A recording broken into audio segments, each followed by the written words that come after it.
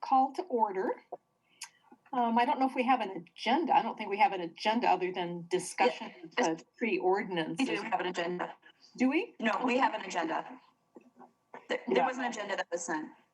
It was sent out, but the first order was the approval of minutes, which we don't have since this meeting. Oh, okay. Really a sequel to the tree advisory main meeting, so we don't have prior minutes.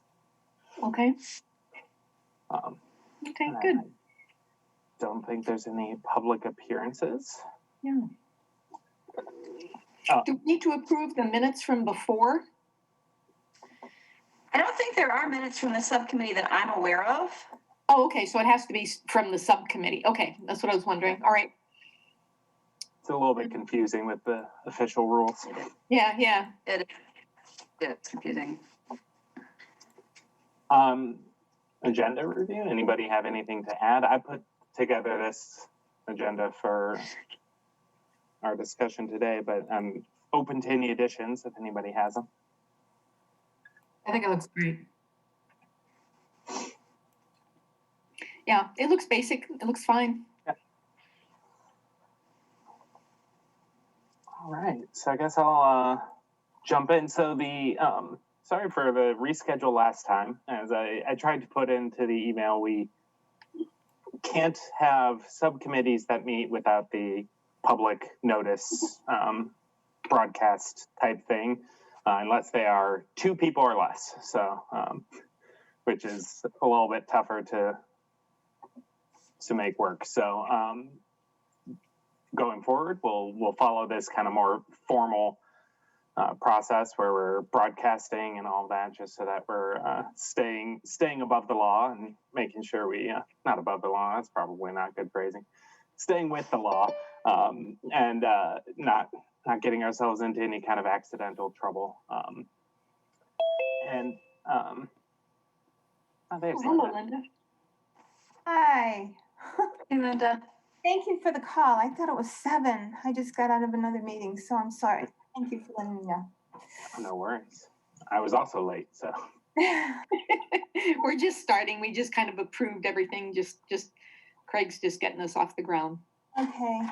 I can share the agenda at any time. Just let me know, Craig, if you want to pull it up. Well, yeah, I think the first part was just the intro and discussion of the subcommittee idea, which is, I think it takes a lot of time and energy to work on something like these, like an actual ordinance shift. So the goal here is just to have some time outside of our regular meetings so that we aren't taking up all of our regular meetings, just talking kind of more in-depth, detailed stuff that maybe isn't necessary for the whole group to be there for. And if everybody wants to be there, that's fine too. But since we have a limited amount of time for our main meetings, that's the main purpose here. And I'm thinking, from a structure perspective, I'm open to suggestions, but I think we probably want more frequent meetings than the regular ones. I don't have a specific thought for when the next one is, but maybe towards the end today we can see what times work for people in the January timeframe. And it's usually a lot easier to schedule when everybody's talking than it is when we are emailing back and forth. So we might just want to wait to see when the mayor decides that he wants to do public meetings again. I'm not sure if there was a time frame on it, but part of the reason why it was so hard to schedule this is because the mayor had canceled all meetings starting November 23rd till the end of the year. And I don't know if if that's a magic date or if it's a soft date, depending on what's going on with COVID. So we may decide that we just want to wait to see what happens with that. We had to get special permission to have this meeting. Thank you, Anna, for helping with.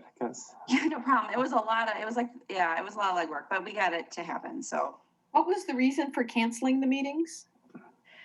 I'm assuming COVID. I don't know. They didn't say. They just said all meetings starting November 23rd were canceled unless they had action items. I think was how it was phrased. So our meeting next week is canceled. Our pre-advisory meeting next week is canceled. In the same time frame that this meeting was supposed to be publicly noticed. So we had to get permission from the mayor basically to have it. And it just was a lot of legwork. So I just think that, before we talk about scheduling more meetings, we should just make sure that the mayor is allowing them to move forward.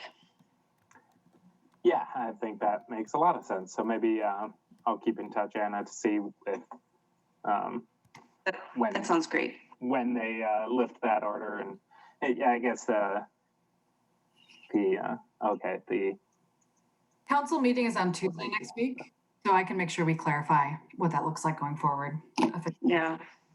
Yeah, for COVID concerns, I think it might be more difficult from an administrative standpoint, but from my standpoint, for me, it's just about as easy as anything else because I'm just doing my meetings like all other meetings through the computer. So,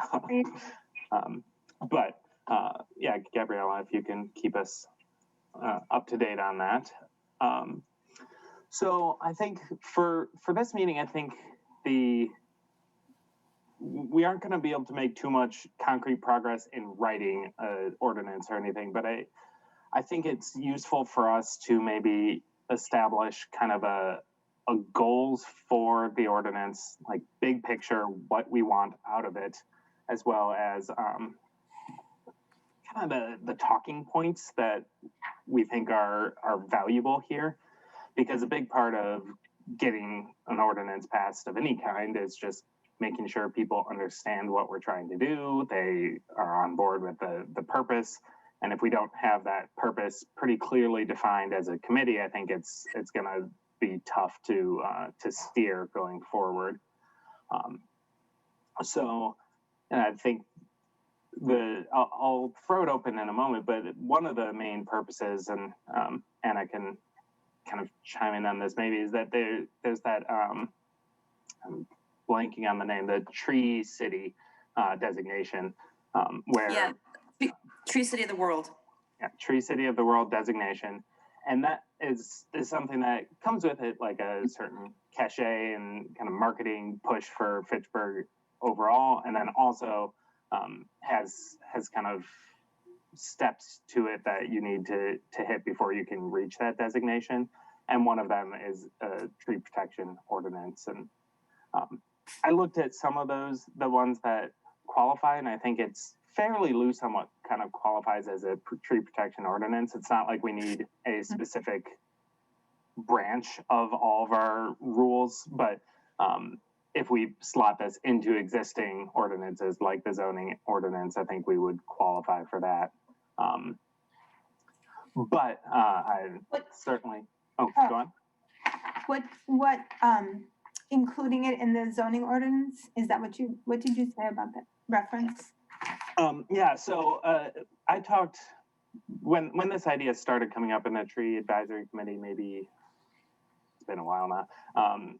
Before the whole pandemic hit, it was a topic of discussion at one of our meetings, and then I spoke to Valerie about it a little bit. Valerie Zisman, the city attorney, and she said that there's lots of technical options, but the most natural fit for something like this is likely to be within existing zoning rules, because that's where we already have enforcement structure for any types of limitations on building or tearing down trees or that type of thing. And I'll talk about that a little bit more later, but basically, I think the World Tree City designation is going to be valuable, but I'd love to hear any other thoughts on what we think could be helpful about specifically protecting the trees, possibly giving Anna or the forestry group a little bit more ability to review and make suggestions on tree teardowns and new buildings.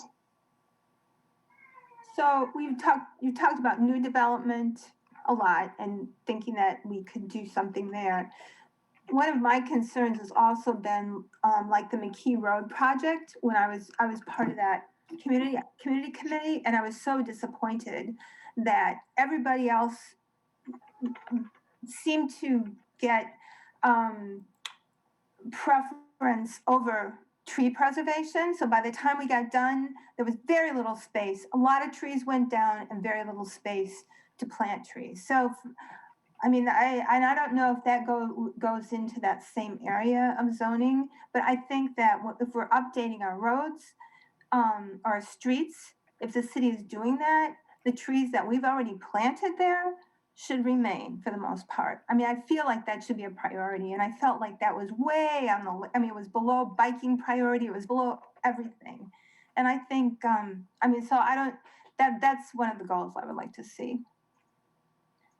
Absolutely. I think that makes a lot of sense. Does anybody else have other kind of big picture goals, thoughts on?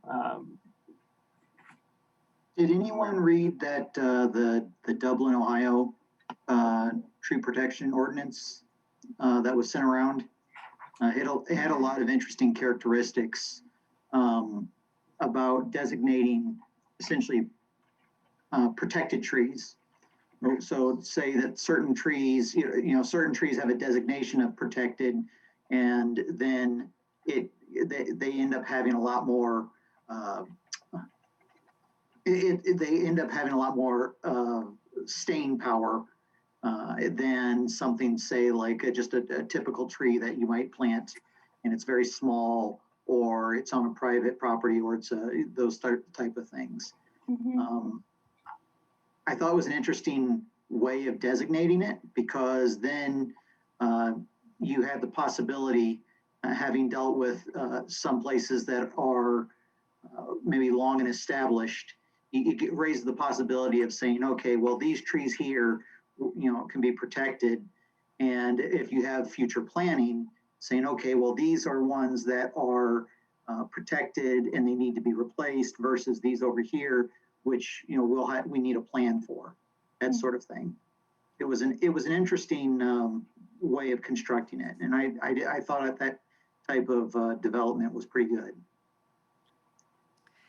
Often in Wisconsin, the terminology that's used are specimen trees, and a tree protection ordinance will define what a specimen tree is, and that you can't remove a specimen tree unless there's specific reasons to do that. And specimen trees are usually are defined as particular species and of a particular size, and that would be fairly easy for us to, I think. I feel like that would be a good way to do it. It'd be the same kind of concept. But calling things like specimen trees, and that I think would be something people could wrap their minds around a little bit, if that makes sense. Yeah. Anna, would you be able to, by the next meeting, I don't know if you have these kind of examples already, but I don't know if that's something you have in mind specifically already now, but a list of what we might put in that specimen tree column, or Sure. Yeah. I'd be happy to also do some research on it and come up with my own thing, but I feel like it'd be a lot of guesswork at what the actual professionals think is more valuable and harder to replace. And yeah, I can come up with that. Examples from Wisconsin would be great, because obviously those are going to be pretty similar. Yeah, and involved with a lot of variety of this kind of legislation. So I have some examples I think would fit well. Perfect. And Adam, I think that's a great point. I actually did early in the process. I talked a little bit to the head forester over in Dublin, because I saw that they had a good one, and I was using that as an example. And I called to get some advice, and he's like, "Actually, we've just had this in place for so long. It's like not my project or the person before me's project or the person before him. It's just been around." Like, that's not super helpful for how to get this off the ground in Fitchburg, but it was interesting at least to see what you can do with a long runway to getting something in place. So, well, clearly the gospel has been around and just for their established practice. That's great. One aspect of it that kind of got me is I'm not quite sure if we'd be able to implement it wholly here. It mainly because from the way that they had it implemented there. Obviously, we would want to put our own spin on it. There's certainly some things that reading it when you go through If it had been in place forever and everyone was used to it, I think it would be very easy to put through. Some things might have the feeling of being overly controlling. Does that make sense? You go from being able to protect trees to it becoming and so I could see an argument against it was that it becomes so difficult to remove a tree that eventually I think that there could be some sort of backlash against the entirety of the ordinance. I think we want to protect them, but yeah, I think we need to do it in a way that that fits with the nature of the people that we're trying to serve. I think that's a great point, because the baby steps approach is probably a lot better than trying to get something massive and hugely comprehensive that people are really upset about. I think that makes a lot of sense, and the starting with something small, and then we can see how it goes and move from there. So I guess the only other purpose idea that I had that I think does fit into it is that the previous and the current comprehensive plan for the city of Fitchburg does include development of a tree protection ordinance in the comprehensive plan. So it's something that has multiple times been set as kind of a goal, and then now hopefully we'll actually get the traction to get it done. But I think that is a really good kind of arrow in the quiver of why we should be working on this, is that the city has already twice established that that's something that they value and want to work towards. So Absolutely, yes. Okay, so I've got a few sum up items on that purpose and goals, kind of new developments and trying to stop potentially the tear down of existing old growth trees when those happen, prioritizing keeping trees already planted in projects like the McKee Road development, designating a specific specimen trees, using Anna's language a little bit there, so that we have, these are the ones that are specifically protected.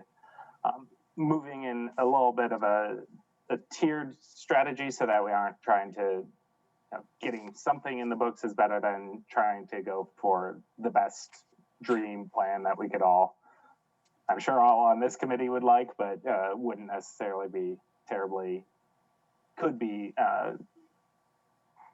disliked by the public. And we are obviously also trying to do this for the public. So avoiding doing something that's going to be overly restrictive. And then this being part of the comprehensive plan. So I think that's a really good kind of overall, here's what we're looking to get out of it. Gabriella has something? Yeah, I was just wondering if tree planting policy is ever a part of these types of ordinances, and is that something that we want to consider at some point, or is that really kind of a separate thing?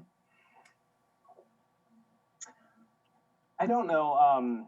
Anna or Adam might have more to say on this. In general, I haven't seen too much on the tree planting, like especially on private property. Seems pretty unpopular to try and control that, and then it does seem like it might be something useful, but I'm not sure how easy that would be, and I think it's maybe on the spectrum a lower priority than just protecting the older trees. But I'm open to being told I'm wrong by Anna on this one. So Well, I mean, we do have a tree planting ordinance that pertains to new developments, and we could look at updating it. It's from 1999. So it's, it's there. It's very helpful in terms of developers have to give us money to plant trees in new developments because of that ordinance. But, it might be worth a look. It basically says every 40 feet, they have to give us money for a tree. That's super boiled down, but to my knowledge, there isn't anything on private property. It's just, these are terrace trees. And then they give us park improvement money that we use to plant trees in parks. Our fall tree planting, not to get off topic, but our fall tree planting was 3/4 paid for by developers through either park improvement funds or terrace tree funds. So, but it's not, I mean, it's not to say that it's not worth looking at and deciding if it needs to be updated or if we wanted to pursue something in from a tree planting perspective on private property or something of that nature, or go for, instead of numbers of trees, canopy, or I don't know. There's a lot of different ways to. That's to look another at. question. Yeah, tree diversity, is there a way to include something like that as well? Yeah, I mean those are really good points. Maybe is that sort of the next step? Maybe we do the tree protection ordinance first, and then perhaps that's maybe the next thing that we can tackle is updating the tree planting ordinance. Does that potentially sound like a good plan? And one thing at a time. Yeah. Adam has something. Well, I was wondering about one aspect of it because I had been thinking about that, about the tree ordinance, and then potentially, the tree planting, because the diversity was a concern. I think once you said that once the ordinance is in place, that'd be good. One thought that I had is, if you had to remove one of these protected trees, you could get in some cases, you have to get a permit to remove one of these trees, or you have to replace it. My thought is, and this is, just spitballing, if it was something, if we had a list of trees that we were trying to incentivize, that permit or any cost of that permit be waived if you were going to remove a maple tree or plant one on a particular list of trees that are indigenous that likely would not be a maple tree. Nothing against maples, but that's the whole thing, is we're trying to increase the diversity, which I think is, if we get that in place, we can then within the structure of the ordinance incentivize people to say, oh, okay, well, maybe I will consider something other than a maple within that structure. Yeah, I mean,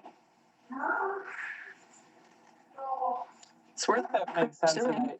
And Gabrielle, I like your suggestion. I think I'm open to it if the rest of the committee wants to pursue both, but it does seem like there might be a little bit of a difficulty trying to spread ourselves too thin. So maybe focusing on getting something on the books now and then revisiting the existing one makes sense. But I'm fairly new to the city government side of things. So if it also is easier to just do it all at once, then I think that could also make sense. And I guess, Adam, I'm thinking about what you and Jeremy had said before when we met, that a lot of the new developments in their yards are planting like tons of the same kind of tree, like the maples, and just wondering, because they're going up now, the developments are going up now. Maybe even if we could just target new development and try to do something. And I know that's private property, but and I've talked about this before. Yeah, I don't know how that works, but Might be some way to incentivize developers. I love the incentivizing idea. And just to be clear, I mean, developers, they write a check. I plant the trees, so I have total control over what goes. I think we do a pretty good. Oh yeah, That's great. Yeah, it's the new lots where people plant in their yards that tend to be pretty homogeneous. And I don't know how to deal with that, because if you talk to people, they're always I don't know if it's that they recognize that maple leaf or they like the fall color or both, but that's kind of what they go for. I don't know. Yeah, that's beyond this discussion. I don't know. I think they just don't know. I mean, I think a lot of people just don't know the benefits and the need for diversity and how that would benefit them, and that there are other really beautiful trees they could choose from. I think they go to what's familiar and what's attractive. But I would think that there would be a lot of trees that they're not familiar with that they would be attracted to if they knew about it. Is there any benefit and that could be with the landscape people who sell the trees? in the kinds of trees they stock, and also when people are starting to select trees and having a conversation with the buyer of, well, tree diversity is important and you might want to consider this, or this, or is that ever an avenue to work through? Sure. I mean, the nursery folks are very concerned. I mean, they're on board. They want tree diversity too, and they are willing to grow a lot of different trees. But when people come and say, I want these people, it's hard. I mean, and that's what they want. It's hard to convince otherwise, Well, but and I've asked this question before, and so maybe it's a moot point, and I apologize if it is. But when we're an original owner in this development in Highlands of Seminole, and with the house, the builder, all of the property on the private part of the property had to plant an evergreen in the front yard and a deciduous in the front yard of each of the houses. And so I don't know if that was part of the agreement with the city, the developer's agreement with the city, that had to be done, but all of the homes in this association were required to have that and maintain it too, but were required to have it. So I just wondered if there wasn't an entry point when city works with the developers to agree to have certain number of trees planted on in the new home in the yard on the private side, and whether or not not on the private side. Our conversation with them is pretty much about public, what's called public improvements, and the trees are considered a public improvement, and they can't get occupancy until the public improvements are accepted, and that includes writing the check for the trees. And then once we've got that money, I start planting trees. And last year we planted 430 trees, and I would say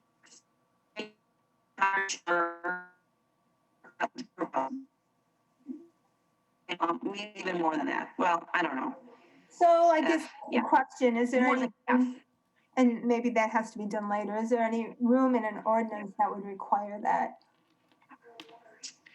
The tree preservation ordinances that I have seen have not really will say, it's fine to cut down a box elder of any age class. It's fine to cut down, any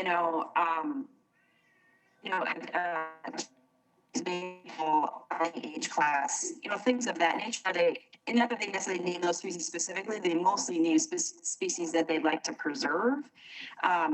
Or they say anything that's less invasive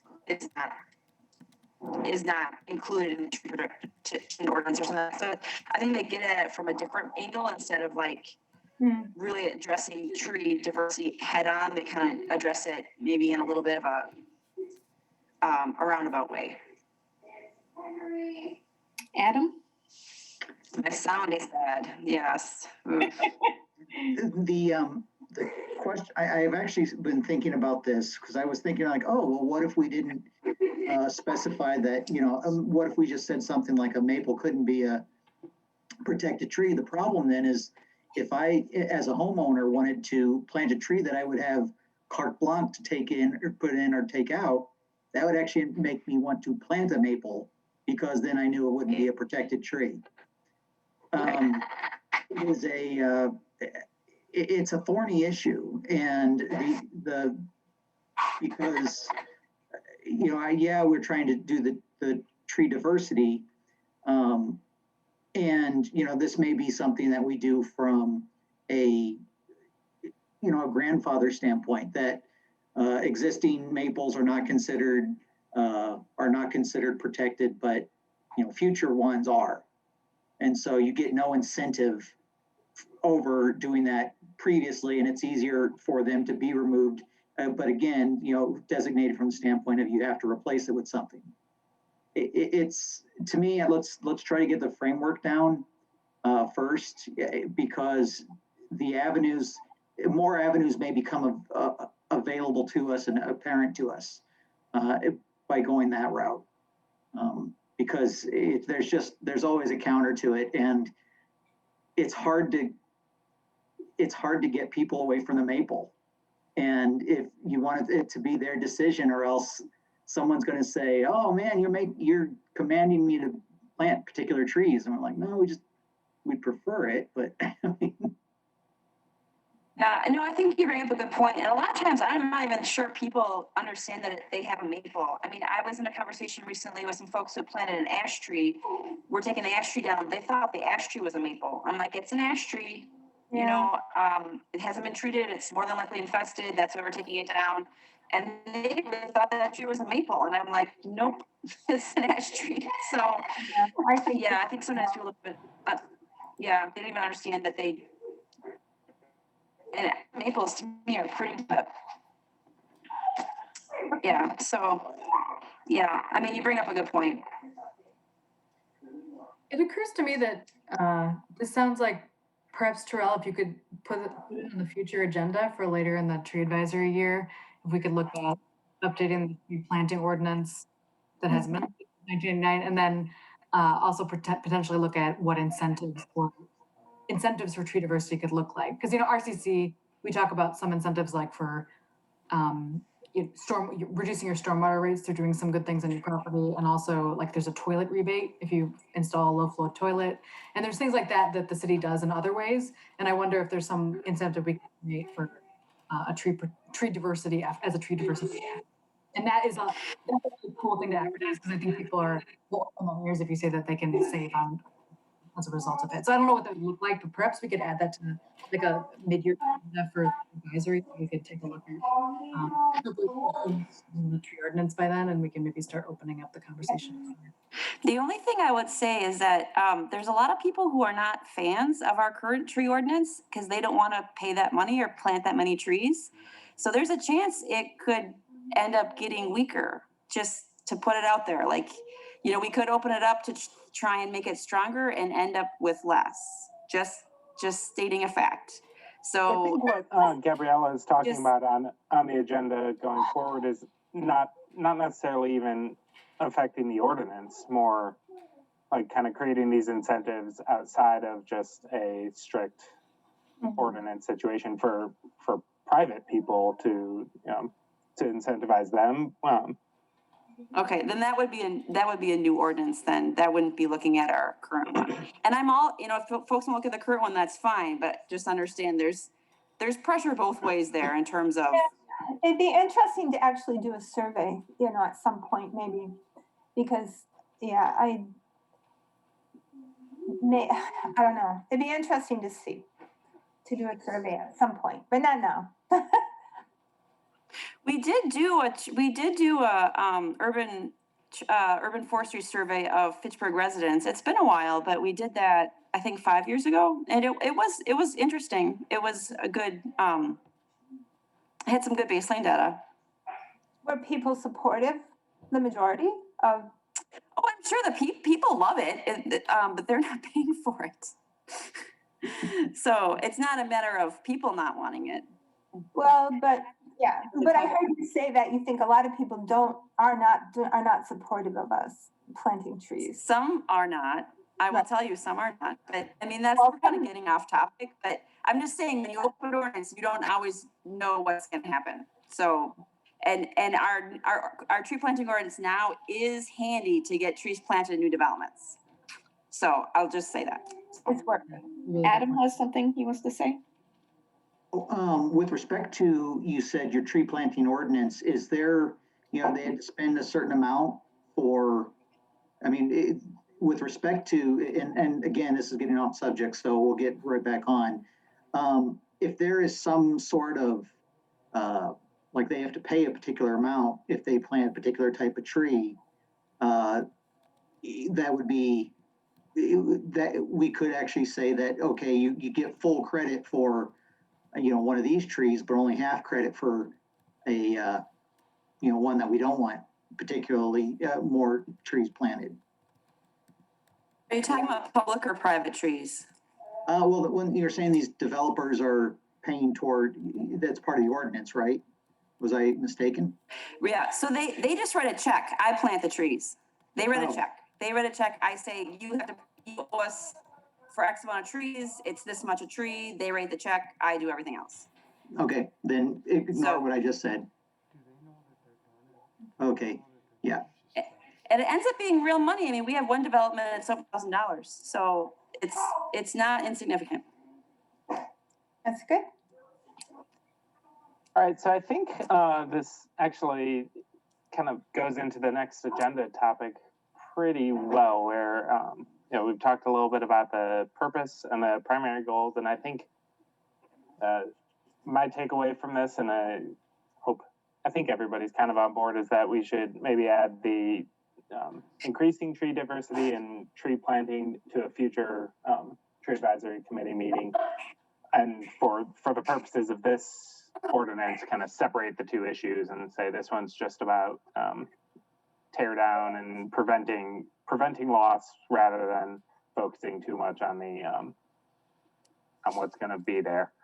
Which then we'll go into the next thing, which I touched on a little bit earlier. But when I talked to Valerie, she really strongly suggested that the zoning is the best fit for this, because zoning already requires people to follow certain rules when they're going through the process, and they have to get inspections and all that. So fitting it into that ordinance is likely to be the place where it makes the most sense here.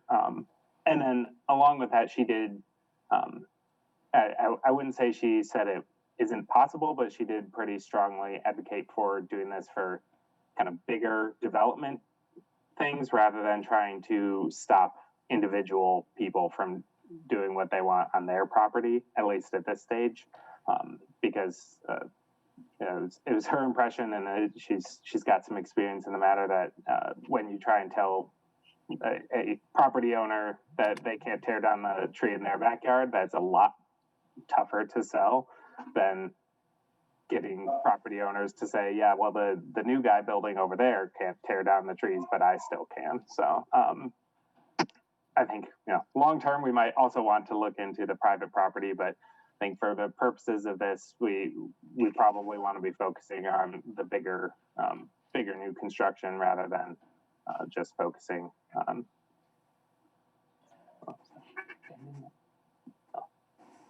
I saw the message on the side right in the middle of that sentence. Yeah, I was just wanting to track the time to see if we'll be okay. Maybe if aiming to end at 6:55, if he says that's good, we'll aim for that. Yep, and that's a helpful reminder. So that's the placement within the existing ordinance on the agenda. One thing I wanted to mention, perhaps we should invite Sonia or somebody from the planning department to come to one of these subcommittee meetings to discuss how that would work. I don't know at what point we would do that, but at some point in the year, it might be good, because this ordinance will certainly have to go through Plan Commission, I would imagine. So it would be better to have that advice earlier on in the process. So something to consider for a future subcommittee meeting. Gabriella, you are wonderful, because that is exactly the next agenda item that I was going to bring up, is the next steps, basically, and trying to determine the strategy. So I think that is a great idea. Could you repeat that name, who you suggested first? Yeah, Sonia, I'll put her name in the chat so you can, she is the head planner for the city of Fitchburg. Do you have a kind of working relationship with her enough that you would like to see if she'd be interested in coming early? I think if she's happy to. willing, I see no reason why we couldn't just invite her to all of the meetings. We don't meet that often for this, and I think you're right that getting her input earlier rather than coming to her, with a full thing and then having to rework everything makes a lot of sense. I'd be happy to reach out to her and discuss what that looks like, and we can see if we can get her on whenever we are scheduling our next meeting, if we can get her involved. So she can. And just to put it out there, we do have and this is great. We do have a good We couldn't hear that.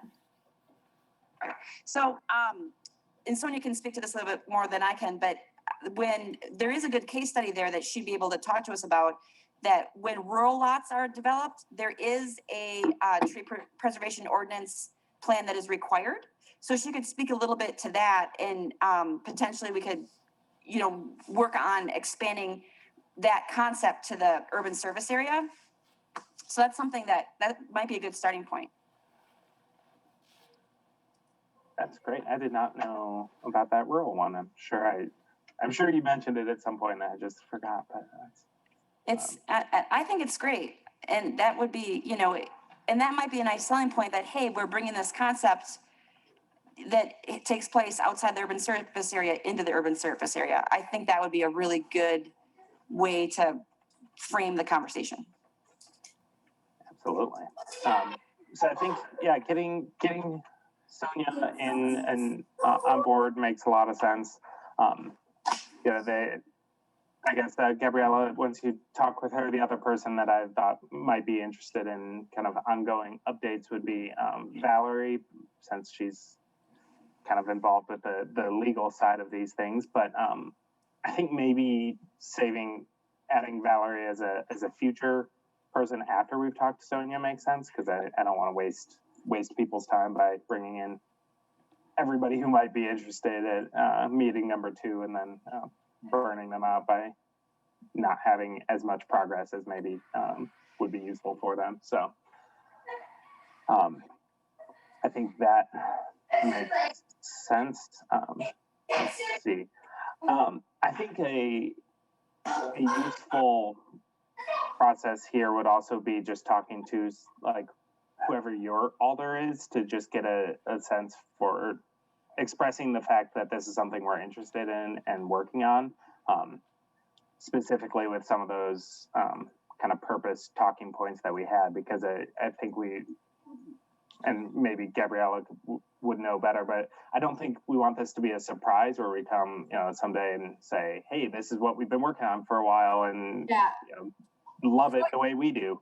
I actually have given the council a heads up on this already. So I do a report after each meeting for the tree advisory committee. I do a report at the next council meeting about what we discussed. So I've brought this up several times. And when I did the budget amendment to increase the tree advisory committee meetings for next year, or the potential for those, I specifically cited the tree protection ordinance as the reason why we want to increase it, given the additional work that the committee is going to be doing for the coming year. So everyone on the council should be aware of it, but I am definitely going to give an update about this meeting at council this coming Tuesday. So I will be sure to make sure they know that we're getting started on this ordinance, and they will be seeing more come next year. Fantastic. Hey. And then I know we're kind of short on time here. Gabriella, do you have any other thoughts or tips on? I know you're fairly newish to the council, but if you have any other thoughts on process or best next steps, happy to get your guidance there as well. So. No, I think what we're working on right now is great. I mean, I think these subcommittees where we can do some more deeper discussion and then, bring it back to tree advisor for a full meeting and bring in as many people from staff that are relevant to it as possible early on. Because if we start engaging with the city attorney and the planning staff, I think those are the people we need buy-in for in order to bring something forward that's going to be a good fit for our ordinances. So I think we're on the right track right now, but I will keep that in mind and I will let you know if anything else comes up. Would you, Gabriella or Anna, would either of you, or maybe I put me in contact with Sonia and I could ask her, be able to get us that rural plan that Anna mentioned? I can send you the criteria. It's the rural the rural residential development criteria, and it is online, but I can also send it to you. It's pretty straightforward, and it's not very difficult. I shouldn't say that. It doesn't to me seem like it's really difficult. I'm not sure all the people who have to do it consider it, but basically it brings the trees, it gets them on the map, on the radar, so to speak. So, which is nice. Yeah, I think a good next step for all of us and kind of subcommittee people would be at least familiarizing ourselves with that before the next meeting, so that we know kind of avenue. And okay. I put the link to the Fitchburg ordinance. Is a search. Oh, I see. Yeah. If anyone wants to take a look and do some searching in there, but I'm sure Anna can send us to the specific statute, but you can take a look at everything that's included in the ordinances. And we just have 5 more minutes. So Craig, do you want to start looking in what you're thinking of for dates? Maybe we need to start working on that. Well, I know Anna mentioned that we're currently on a meeting freeze. Which I don't understand since we're doing Zoom meetings. You know, that part's like, you know, COVID doesn't really, we're doing it a great process Well, without being in that's- person. I think but I think there's more to it than that. That's all I'll say. So Oh, okay. without wasting time. That's a complicated thing, and I don't want to try and force more meetings through and make Anna's job more difficult by trying to get it through if we need special exceptions to do it.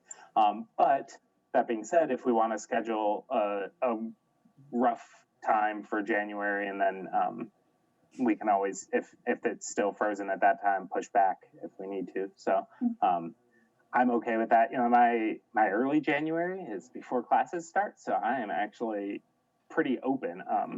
In general, evenings 6 or later work better, but anybody have kind of, I would think maybe the week of January 4th or 11th would be decent, maybe 11th, just to give some more time after the holiday. It's a ways out, so I'm pretty open, but if anybody has any. I'm completely open. The second and fourth Tuesdays of the month are kind of cool, so that typically doesn't work for me. But other than that, we can certainly schedule a time. The times will never overlap because of Zoom, so as long as we schedule a time that works for Zoom, I should be available. Are people liking this time of day, or would I could do 6 or 7 most easily? Any other times are a little bit tougher, but I think it's okay. You know, I can work around it in terms of eating or whatever, so there's no other event I have going on. then do we want to maybe just tentatively pencil in, do not use pen for maybe January 14th? That's a Thursday at 6 or so, and we can. Again, I'll set a nice early reminder. So if we're still on a meeting freeze, I'll send out an email. We'll reschedule that way. And if the meetings are back by then we can just hold it then. Does that work? Is that a Thursday? It is. Yeah. Is Thursday bad for you? Well, Park Commission will meet at 7 that night, so we just need to be aware of that. So if we did meet at 6, we would have to be done by. We only have 55 minutes or so, which might be fine. I don't know. Would Wednesday be I better? don't know. Actually, maybe that wouldn't be. Well, I'm not sure. We'd have to look at the other meeting schedule. Would a Well, Wednesday be better? yeah, Wednesday works for me that week as well. So Gabriella, is that good in terms of meetings as far as you know? Yes. Yeah, I don't think I have anything scheduled at that far yet, so that should work for me. perfect. Well, we'll pencil it in, and I'll keep in touch with you and Gabriella on Okay. whether we're still doing that. So Wednesday, the 13th? Yeah, let's try for that and see if that works. And Okay. Sounds perfect. Anybody have anything else last minute before we get to the? I apologize for being late. I had the time wrong. And Gabriella, thank you so much for contacting me. Thank you. No problem. Don't worry about it. yeah, that's great. So, do we have any motions to adjourn? So moved. Yay. Any seconds? Second. Okay. All in favor? Aye. Aye. Aye. Okay. And no opposition, I'm sure. Okay. So it is 6:54. Got a minute there. So that's great. Okay. So keep us.